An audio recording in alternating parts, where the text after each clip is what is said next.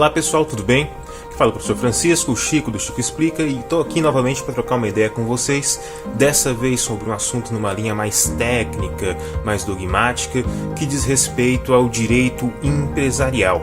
Essa então vai ser a primeira de uma série de videoaulas sobre o tema, onde nós vamos analisar questões como a nomenclatura, as origens, a autonomia, fontes do direito empresarial, as espécies societárias, contratos empresariais, bem como algumas questões mais específicas, como microempresa e empresa de pequeno porte. Então, vamos começar pelo começo e falar um pouco sobre as origens do direito empresarial em suas 3 fases, bem como algumas perspectivas aqui no Brasil a respeito de um novo código comercial, um novo código voltado para o direito da empresa. Vamos lá?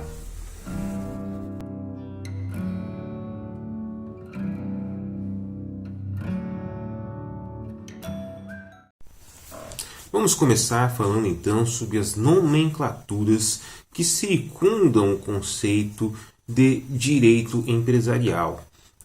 Na verdade, o direito empresarial não foi o único termo atribuído à disciplina ao longo da história. Nunca houve uma unificação, vamos dizer assim, um entendimento uniforme a respeito do conceito correto a se empregar a este ramo que regulamenta as atividades econômicas. Muitos foram os termos utilizados, tendo destaque entre eles os termos direito mercantil, ou ius mercatorum, direito comercial e o direito empresarial. Cada um desses 3 termos acaba refletindo uma das 3 principais fases do amadurecimento desta disciplina.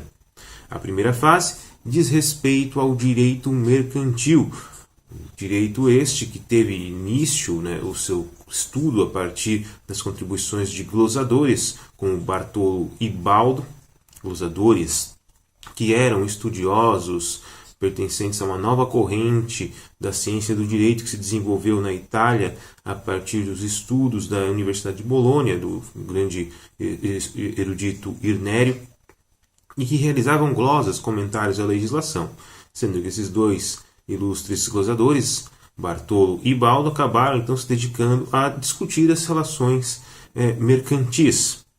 Mas este direito mercantil ele se desenvolveu sobretudo como um ius mercatorum, o direito dos mercadores, Por quê? Porque ele é um direito de caráter consuetudinário, ou seja, criado a partir dos costumes, constituídos a partir dos usos e costumes, entendendo-se como costume uma prática reiterada, aceita pelo povo e tido como válida no que diz respeito aos seus efeitos jurídicos, certo?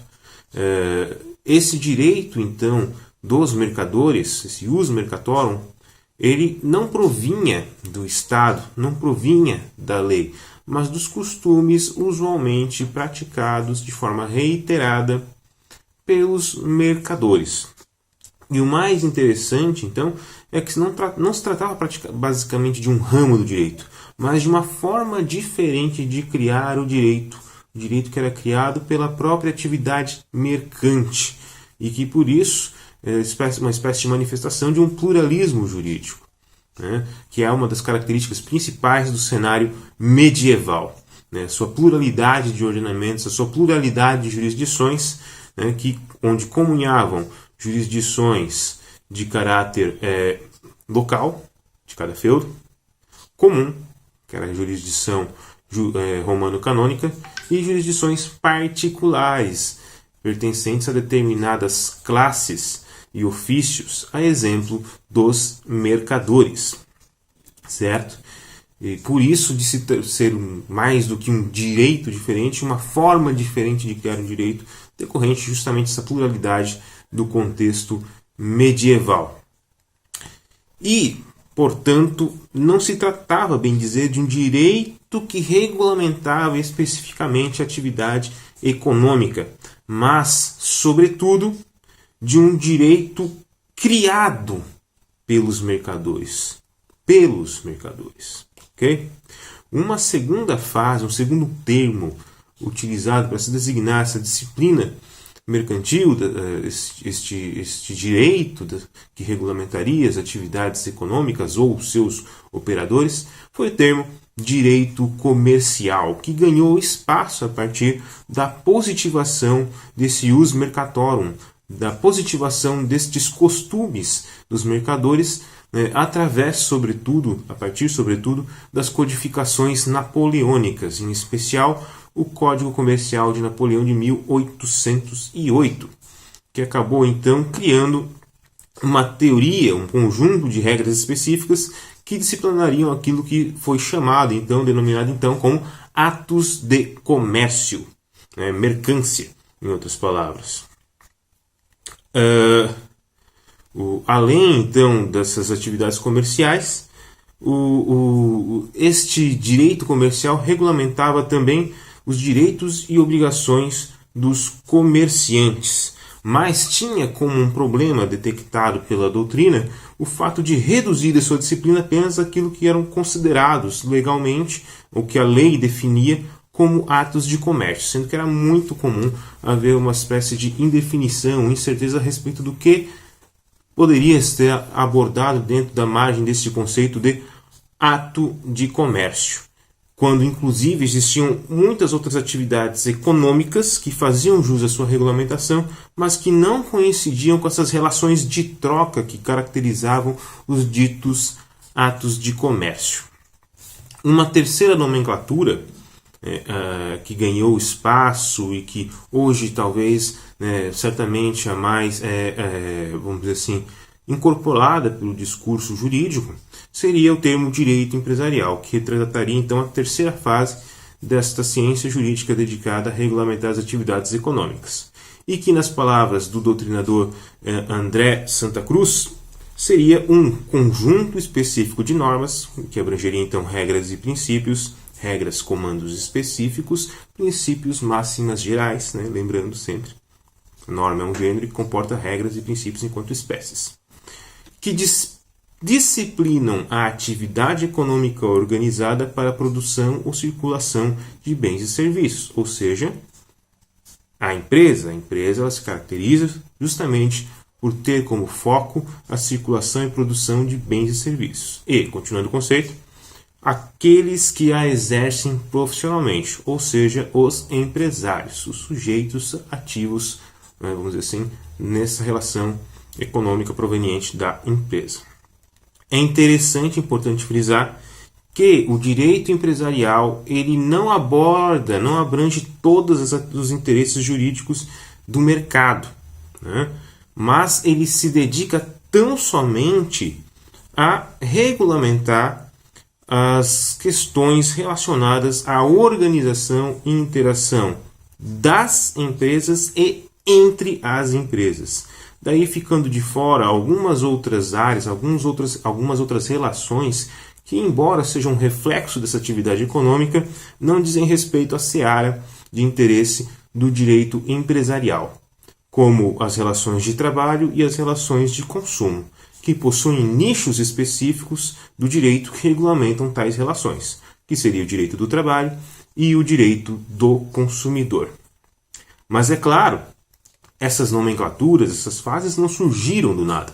Daí onde faz jus, então, analisarmos como que se deu esse processo de desenvolvimento, de transformação de um ramo do direito dedicado a regulamentar as atividades econômicas.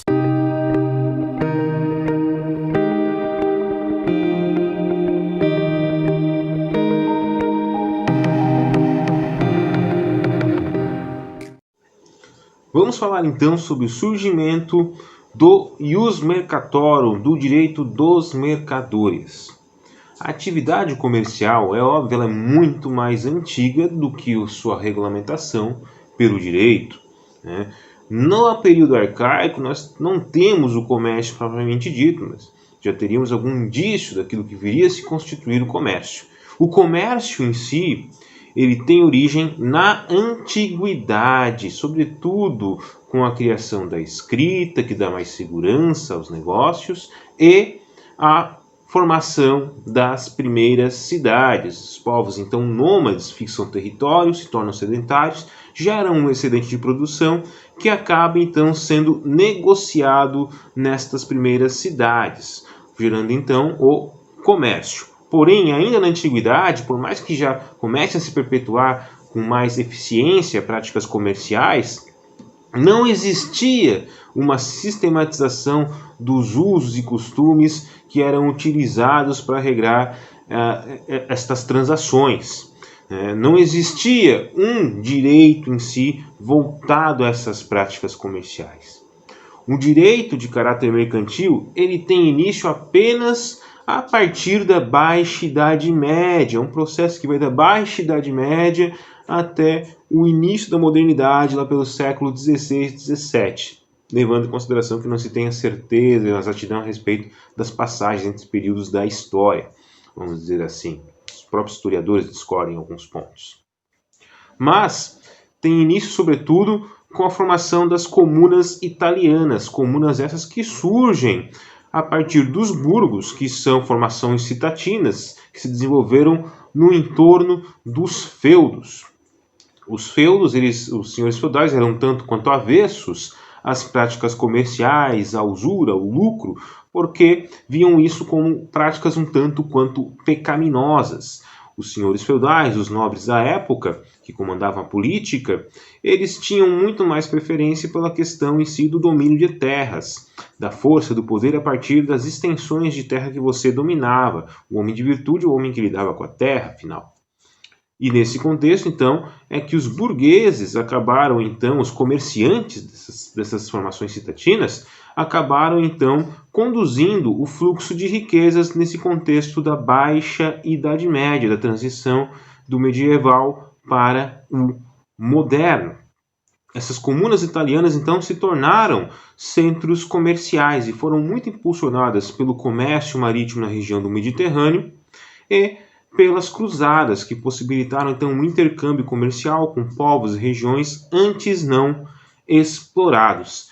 Daí então também se destacam grandes cidades portuárias nessa região do mar Mediterrâneo, cidades essas que começaram então a se tornar grandes núcleos comerciais com seus costumes locais a respeito do comércio. Isso deu margem então ao processo que daria formação a um ius mercatorum, a um direito dos, veja bem, dos comerciantes, dos mercadores, melhor dizendo. E que se deve, então, sobretudo, a alguns fatores, como, primeiro, o desenvolvimento, o deslocamento, melhor dizendo, do campo para a cidade. E, junto com isso, é claro, a passagem, a substituição gradual de um modo de produção feudal para um modo de produção diferente, pré-capitalista, focado já, então, no início ao menos, de um modo de produção que se baseava então na circulação de bens, de riquezas. Ok? Contextualizando a situação, no medieval, o período medieval ele tem como modo de produção base o feudalismo, que é caracterizado por vínculos de servidão entre um senhor e um servo. O servo recebia terras para produzir para o seu sustento e para o do seu senhor. Com o tempo, as próprias porções camponesas acabaram diminuindo, os servos começaram a criar relações de servidão junto para com outros servos e também buscaram uma espécie de trabalho livre, de mobilidade social. A sociedade feudal era uma sociedade muito estamentária, com classes com funções específicas. Eram 3 ordens, como diz José Duby. Clero, nobreza e povo, cada um com uma função específica. Liderança espiritual, liderança política e abastecimento das classes, certo? E os camponeses começaram a buscar, então, um trabalho livre, que no primeiro momento também não era bem quisto pelos senhores, que reprimiram, inclusive, de forma violenta, alguns levantes camponeses, no sentido de que buscavam romper com a sua dependência para com o senhor feudal. Mas, com o tempo, os próprios nobres, os senhores, eles acabaram vendo algumas vantagens do trabalho livre, do lucro, do comércio, e começaram a permitir, então, a verem que poderiam ganhar também com esse trabalho livre, daí onde começou a haver uma migração do campo para as cidades e o desenvolvimento então de um novo modo de produção diferente daquele baseado em relações de servidão. O modo de produção seria pré-capitalista. Okay? E é nesse contexto que se destaca sobretudo a já citada burguesia, como Jacques Legoff enfatiza. A burguesia é a grande originalidade da cidade medieval. Os burgueses é que são os principais atores responsáveis por conduzir o comércio no contexto medieval. Eles são os principais responsáveis pelo desenvolvimento das atividades comerciais e de um direito comercial. Por quê? Nesse mesmo contexto medieval, na verdade, inexistia uma soberania estatal. O poder era fragmentado em diversos reinos locais, cada qual com sua própria jurisdição. Jurisdições essas que acabavam convivendo, então, com outros nichos de direito, com outros direitos comuns, como o direito da igreja, o canônico, o direito romano, e direitos particulares, como das corporações de ofício, que a gente já vai falar a respeito. Certo? Mas o direito que à época ele preponderava era o direito romano canônico, o direito da igreja. Direito esse que não via com bons olhos o lucro, a usura em si, e que certamente não atendia aos interesses desta burguesia que estava em ascensão e que acabava dominando os espaços de transação comercial, que buscaram então constituir o seu próprio direito, organizando-se através de corporações de ofício. O que eram corporações de ofício? Era uma espécie de agremiação de profissionais de determinadas áreas que se juntavam a fim de constituir e de proteger seus interesses em comum. Corporações como a dos artesãos, como a dos ferreiros, comerciantes marítimos, etc. E que criavam suas próprias normas e os seus próprios juízos e tribunais. Criavam as normas que regrariam as suas próprias pessoas e as suas transações. Criavam seus próprios tribunais aos quais estavam sujeitos. Tribunais esses conhecidos como tribunais consulares, com cônsules eleitos pelos próprios associados a essas corporações de ofício. Certo? Porém, é interessante destacar que essas corporações, esse direito que se constituiu a partir delas, e que se voltava tão somente aos membros dessas corporações em si, tinha como característica base o fato de ser um direito com um caráter muito subjetivista. Por quê? Porque o que determinava a aplicação desse ius mercatorum, desse direito mercantil, não era a causa em questão, mas, sobretudo, a qualidade do sujeito de direito. Se a pessoa era ou não um mercador vinculado a essas corporações que tinham seus próprios direitos. E se situavam num cenário de pluralismo jurídico em que os seus direitos particulares, de cada uma dessas classes, conviviam com os direitos locais das cidades e com o direito comum de matriz romano-canônica. Ok? Então era um direito de caráter muito subjetivo, pelo fato de que ele se aplicava em função da pessoa em si, do mercador. Ele era um direito não do comércio, mas um direito dos comerciantes, dos mercadores, melhor dizendo. Ok? E também tem uma outra característica, já citada de certa forma, que é o fato de que era um direito criado, constituído sem mediação do Estado, mas pelos próprios interessados, pelos próprios mercadores.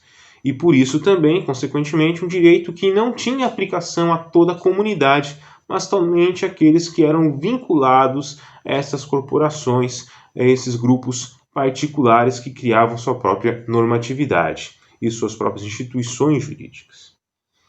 Também é importante destacar que foi graças a essas corporações, graças a esse ius mercatorum, que surgiram os primeiros institutos jurídicos próprios do direito comercial. A exemplo dos contratos de seguro, de agência, de comissão, e de alguns sinais distintivos, como as marcas. E nesse mesmo contexto também a teoria dos contratos acaba alçando uma nova dimensão, porque no direito romano os contratos eles buscavam sobretudo regrar a transição de bens, de coisas, da propriedade em si. E com o direito comercial, com a formação em si desse jus mercatorum, dessa primeira fase do direito comercial, os contratos alçam uma nova dimensão, onde acabam se servindo como instrumentos de especulação, de negociação em si.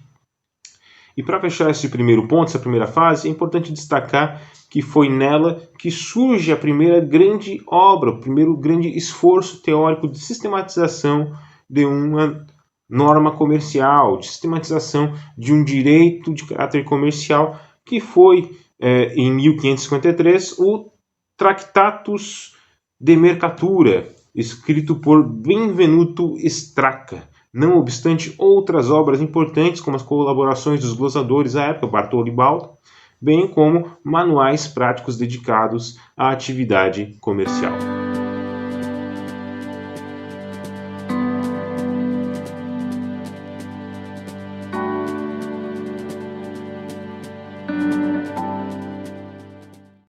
O que marca a passagem da primeira para a segunda fase do direito propriamente dito, então, comercial, na verdade é a superação de um interesse classista antes limitado às corporações de ofício no que diz respeito à regulamentação das atividades comerciais para o interesse geral da população quanto à regulação destas mesmas atividades. Passa-se a perceber que a população, que a comunidade em geral, o Estado, agora já em formação, Estado moderno, tem a ganhar com a regulamentação de tais atividades, com o desenvolvimento de um direito comercial aplicável não apenas aos membros das corporações de ofício, como a toda a população.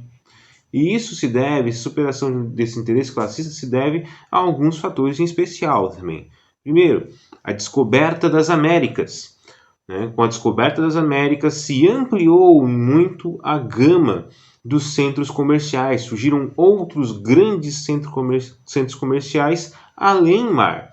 Se antes o direito dos mercadores, o ius mercatorum, se desenvolveu sobretudo por conta das comunas italianas, principalmente aquelas portuárias situadas no mar Mediterrâneo. Imagine você, após a descoberta de um novo mundo, com novas oportunidades, com novos mercados, o quanto o comércio se expandiu.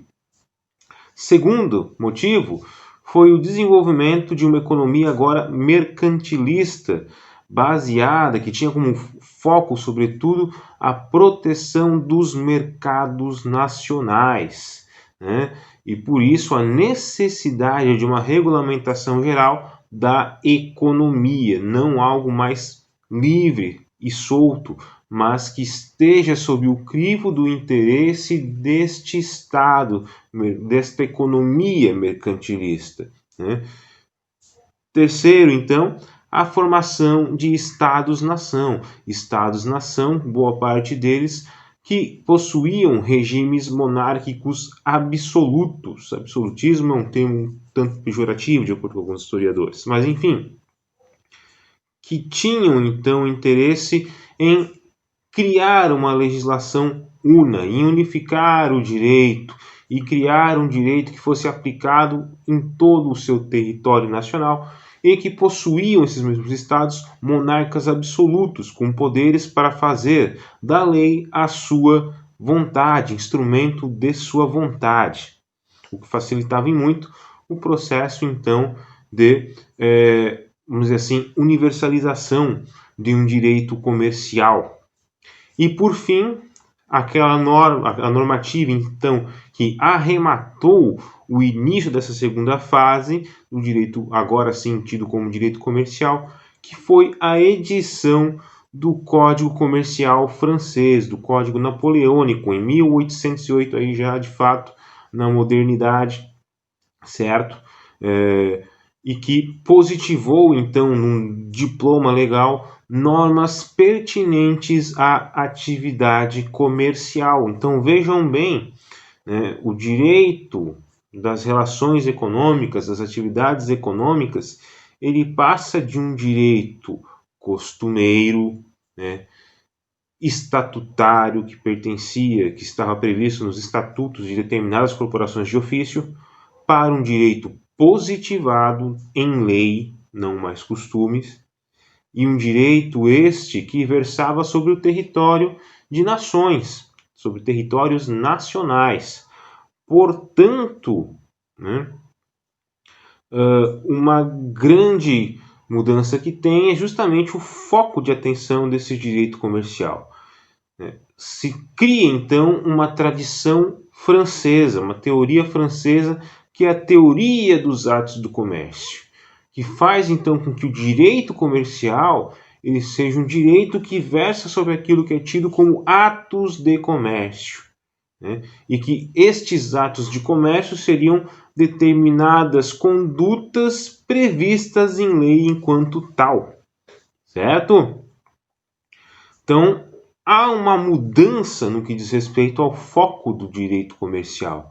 Ele passa da figura do mercador para estas relações de comércio, para esses atos de comércio que, de certa forma, seriam, em termos gerais, atos de troca mercantil, ok?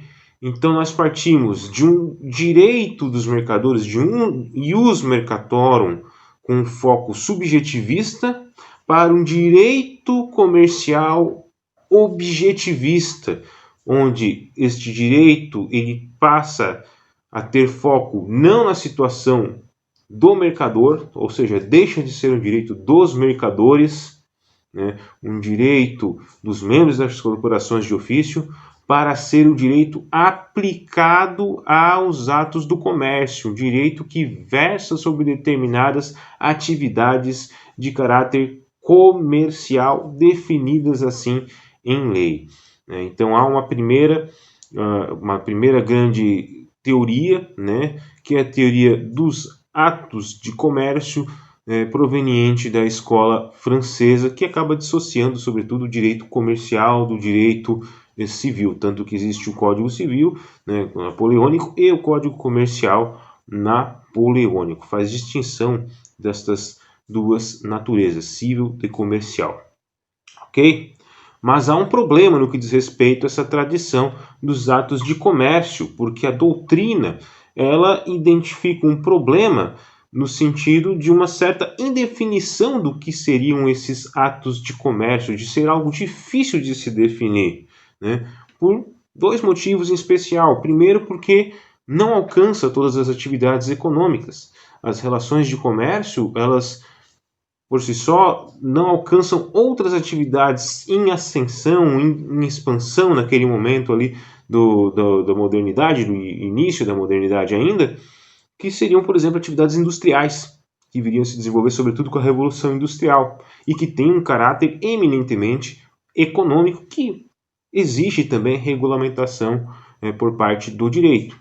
E um segundo motivo é que é muito evidente que, por se tratar então de esses atos de comércio se tratarem de disposições previstas em lei, né, é muito difícil da lei acompanhar o progresso tecnológico e, consequentemente, o progresso econômico e o surgimento de novos nichos da economia. Hoje em dia, a gente já consegue constatar isso, né, que o direito não dá conta de acompanhar a evolução tecnológica, a evolução social, né, o direito aí está apanhando para desenvolver, para solucionar algumas questões relativas, por exemplo, hoje ao mundo digital, às redes sociais, às relações na internet, né, e não seria diferente no que diz respeito ao aspecto econômico, comercial, né, de vinculá-lo ele tão somente à definição daquilo que é objeto do direito comercial, tão somente ao que consta previsto em lei, né? Embora existam alguns autores como Rocco que traz a ideia de que os atos de comércio, de forma geral, seriam atos de intermediação, de troca, né? De modo geral, em si, persiste o problema da indefinição desses atos de comércio, da sua inabilidade de alcançar, no sentido mais completo, as relações comerciais em si e outras que surgiriam por conta da evolução socioeconômica.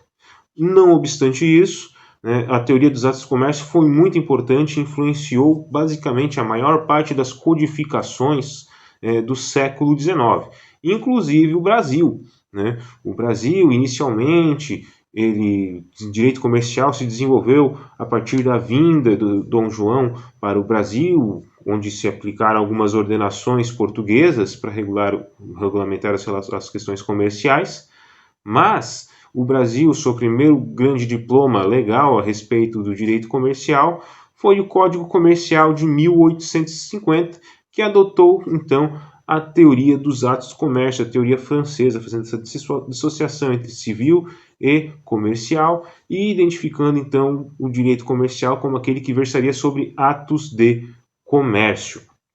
Sendo que persistiu também no Brasil esta mesma dificuldade em desenvolver um conceito unitário do que seriam os atos de comércio e persistiu então, mesmo com a criação do Código Comercial Brasileiro de 1850, o problema da indefinição no que diz respeito à teoria do que seriam então atos de comércio.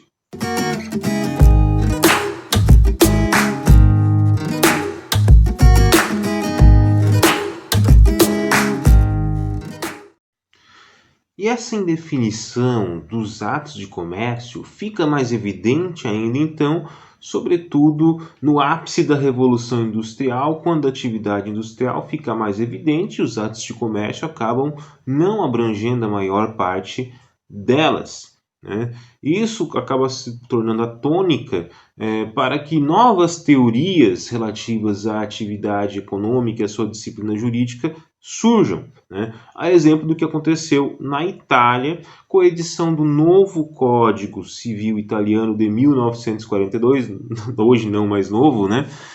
Que criou então a teoria da empresa. Né? Ao editarem esse novo Código Civil, os italianos acabaram realizando também uma espécie de unificação formal do direito privado italiano, né?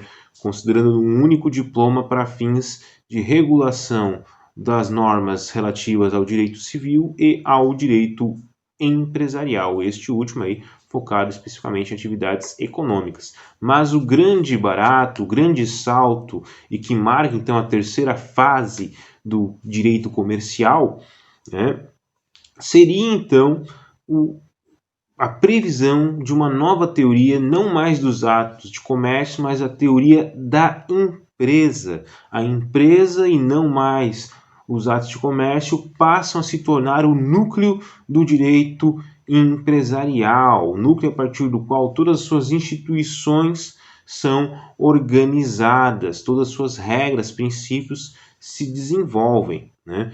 E o que se entende por empresa? Empresa seria toda atividade econômica organizada. Então, vejam bem, é um conceito muito mais elástico, muito mais apto a acompanhar as transformações e inovações econômicas, muito mais livre, e justamente essa liberdade que é necessária ao direito comercial, porque ele é um direito que tem que acompanhar o fluxo, a agilidade do mercado esse que sempre prima cada vez mais, né, pela defesa da livre iniciativa, da livre concorrência, né, desde que seja leal, é óbvio, né, e da autonomia do mercado, certo? E esta ideia, então, de um direito empresarial favorece, né, justamente a liberdade, o livre mercado em si, né? E possibilita, então, que o direito tenha um pouco mais de agilidade e flexibilidade a fim de acompanhar as inovações no que diz respeito à seara econômica, ok? Além da ideia de empresa, se destaca também como outros dois sustentáculos do direito empresarial os conceitos de empresário e de estabelecimento empresarial. Empresário remete, então, ao aspecto subjetivo do direito de empresa, né? Enquanto que o estabelecimento comercial diz respeito ao aspecto objetivo do direito de empresa.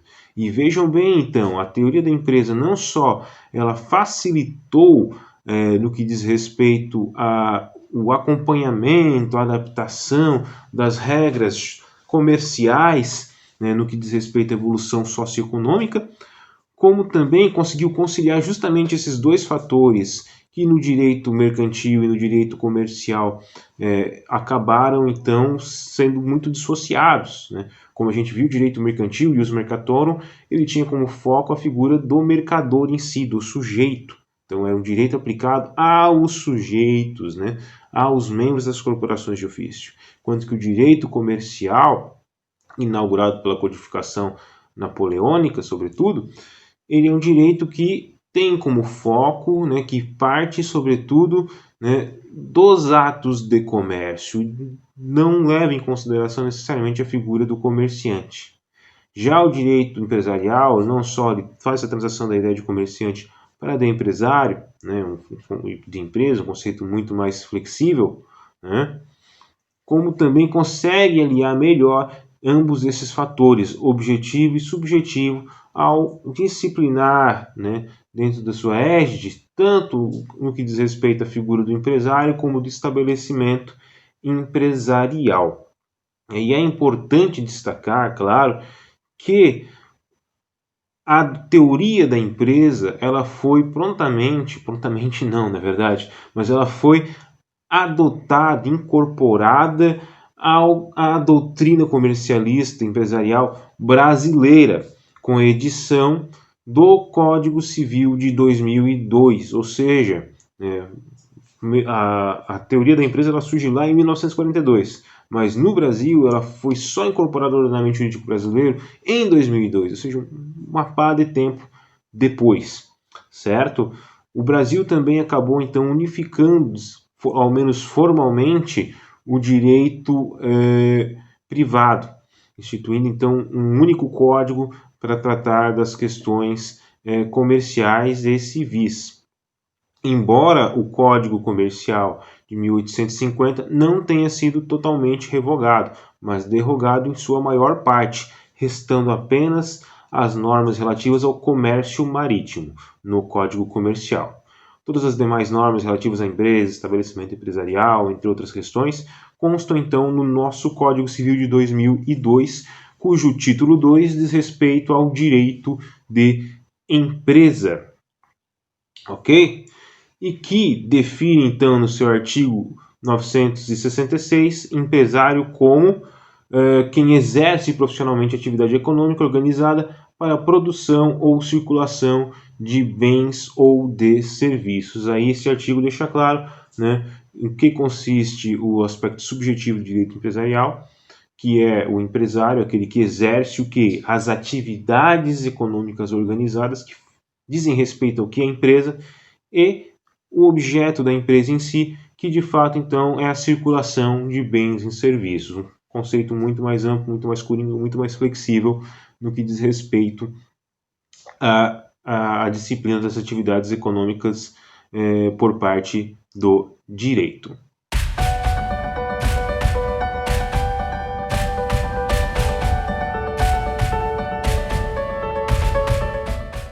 Falando então de tendências do direito empresarial, sobretudo de tendências deste no que diz respeito ao Brasil, é importante frisar que, mesmo que a adoção da teoria da empresa tenha representado um grande avanço no que diz respeito à regulamentação das atividades econômicas e empresariais, né, ainda assim existe uma grande discussão entre os doutrinadores no que diz respeito à necessidade da edição de um novo código comercial, de um novo código destinado especificamente a regrar as atividades econômicas no Brasil. Por quê? Alguns desses defensores, inclusive, dentre eles a gente pode destacar o ilustre doutrinador Fábio Ulloa Coelho e o próprio André Santa Cruz, que indicam então que é necessário resgatar um pouco, uma gama de valores, na verdade, do direito comercial que teriam se perdido com a unificação do direito privado brasileiro a partir da edição do novo Código Civil de 2002, não tão mais novo assim, já está fazendo 18 anos aí, já tem maioridade. Então era necessário se criar um novo diploma legal específico das relações econômicas, específico das atividades empresariais, justamente para reforçar, para retomar a tônica destes valores que são próprios do direito empresarial, bem como também para corrigir alguns erros que constam no Código Civil de 2002 e, sobretudo, aí, algo que é muito destacado pelo André Santa Cruz, inclusive, pessoal, boa parte dos comentários, do conteúdo das videoaulas que eu vou trazer para vocês tem como base principalmente a obra do professor André Santa Cruz, a qual eu recomendo aí a leitura para vocês, certo? Inclusive gosto muito da perspectiva dele, né, que é muito corajosa, ousada no que diz respeito a uma leitura onde ele também expressa sua perspectiva, sua posição enquanto defensor do liberalismo. E nós, no direito, geralmente estamos acostumados, sobretudo, a uma leitura mais social a respeito das instituições jurídicas, numa perspectiva mais protetiva da sociedade e, por vezes, inclusive, demonizadora da iniciativa privada. Então, acho legal, né? Embora não seja, eu pessoalmente não seja um liberal assumido, e apesar de ter uma certa simpatia pela ideologia, acho legal quando a gente tem esse contraponto dentro das discussões acadêmicas, alguém que busca trazer uma perspectiva diferente e, às vezes, contraditória àquilo que estamos mais habituados a ouvir, a ler, certo? E o André Santa Cruz ele diz que um dos grandes motes do novo Código Comercial seria justamente reforçar a promoção da livre iniciativa, porque a livre iniciativa, como nós vamos ver nas próximas videoaulas, é, bem dizer, o princípio basilar do direito empresarial, necessário, então, o mercado para que ele possa ter a velocidade, a liberdade necessária para se desenvolver, né, para não ficar trancado, travado dentro dos meandros da regulamentação estatal, né? Muitas exigências, vamos dizer assim, que freariam o avanço do mercado e da economia, né? E o próprio André Santa Cruz ele destaca uma série de paradoxos hoje que nós observamos na realidade brasileira que fazem necessário, então, um novo Código Comercial, justamente para que ele possa, então, dar conta, então, de problemas como o fato do Estado cada vez mais regulamentar a economia, favorecendo a criação de oligopólios, monopólios em áreas de interesse estratégico, que não seria de bom tom permanecer assim, pois frustrariam o próprio intento da liberdade que o direito empresarial, a atividade empresária necessitam, um poder judiciário que cada vez mais estaria favorecendo o dirigismo contratual ao intervir nos contratos, quando na verdade deve se assegurar a autonomia das vontades, sobretudo da perspectiva empresarial, uma elevada carga tributária que deveria ser discutida porque prejudica a livre concorrência, que também é essencial ao direito comercial, empresarial, as leis trabalhistas que por vezes burocratizam por demais o mercado do trabalho, inviabilizam, às vezes até dificultam a própria situação do trabalhador, sobretudo no que diz respeito à sua admissão, à oferta de emprego em si, né? Essa é uma das leituras do professor, né? E os pacotes de socorro do governo, que na prática, de acordo com o André Santa Cruz, acabam beneficiando mesmo, são aqueles que são grandes, né? E são melhor relacionados dentro do contexto nacional. Uma leitura assim, interessante do André Santa Cruz, né, que eu gostaria de compartilhar com vocês, né, que justifica então um novo Código Comercial, uma nova atitude perante as atividades comerciais por parte do direito, para que de fato o mercado não seja cada vez mais travado por conta de uma leitura mais social, né, de um Estado maior intervindo na economia, de um direito, então, que mais do que tudo assegure, então, uma legislação, sobretudo principiológica, que dê elasticidade necessária, espaço necessário, liberdade necessária para o mercado, para a atividade empresarial se desenvolverem e colaborarem, então, para o progresso econômico do Brasil, certo?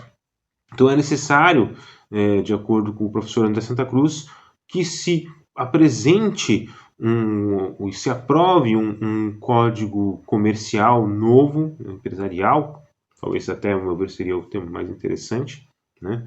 Para não remontar aquela ideia do direito comercial de atos de comércio, e focar justamente na questão da empresa, né? Mas um código que seja de caráter principiológico, que assegure a autonomia da vontade, que possibilite, estimule a arbitragem para resolução como uma forma de resolução extrajudicial, né, atinente à velocidade dos interesses de mercado, para justamente resolver com maior celeridade as questões empresariais.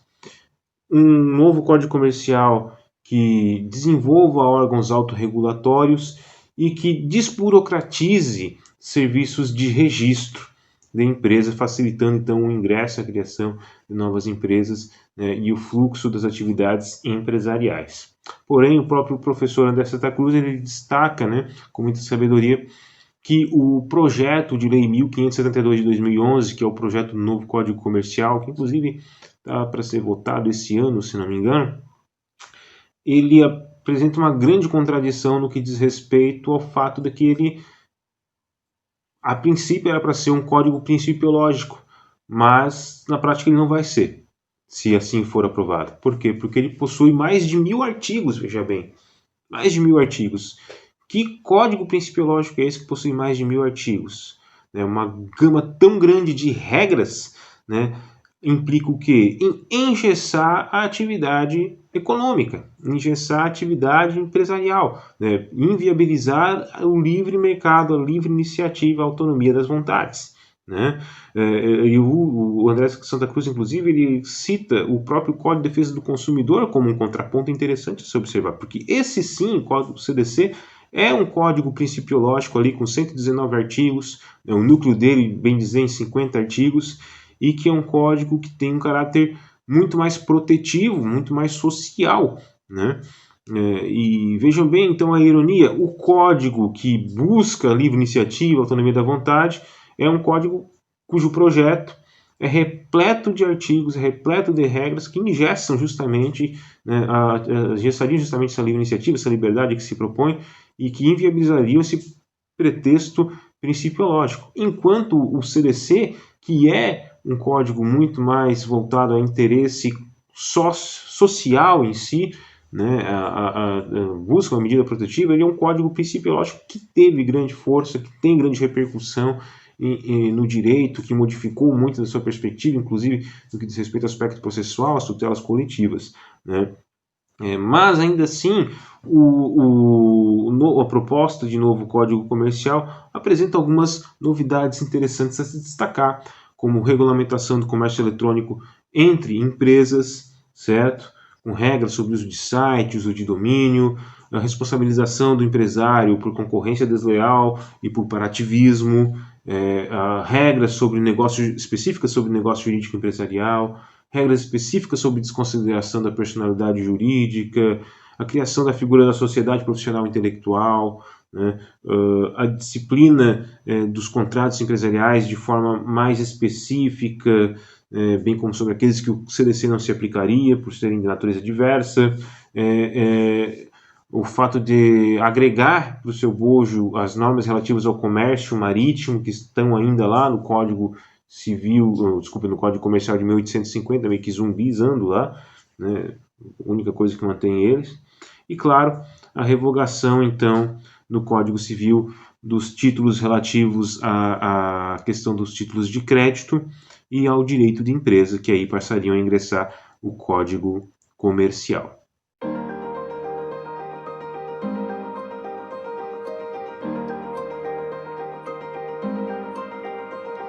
Então, vamos às nossas considerações finais, de forma breve e bem pontual.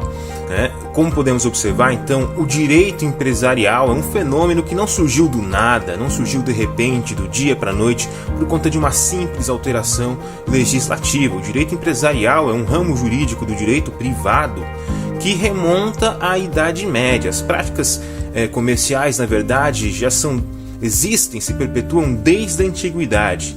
Porém, sua regulamentação começa lá na Idade Média, com o ius mercatorum, nas comunas italianas, com as corporações de ofício sofrendo transformações, passando por teorias como a teoria dos atos comerciais, até então a sua incorporação ao domínio de uma teoria da empresa de origem italiana que foi incorporada mais tarde pela legislação brasileira.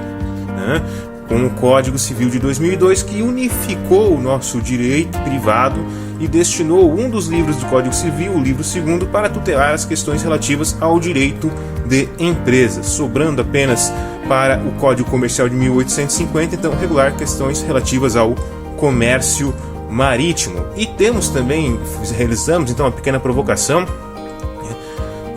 muito com base na obra do doutrinador, professor André Santa Cruz, a respeito do novo Código Comercial, da proposta de novo Código Comercial, que, como já observamos, ela bebe de uma legislação já antiga, um projeto já um tanto quanto antigo e talvez ultrapassado perante as perspectivas que se tem hoje em dia a respeito das relações de mercância, vamos dizer assim, as relações empresariais, a atividade econômica, melhor dizendo, certo? Sobretudo se formos analisar na perspectiva de um código que era para ser principiológico, mas não é.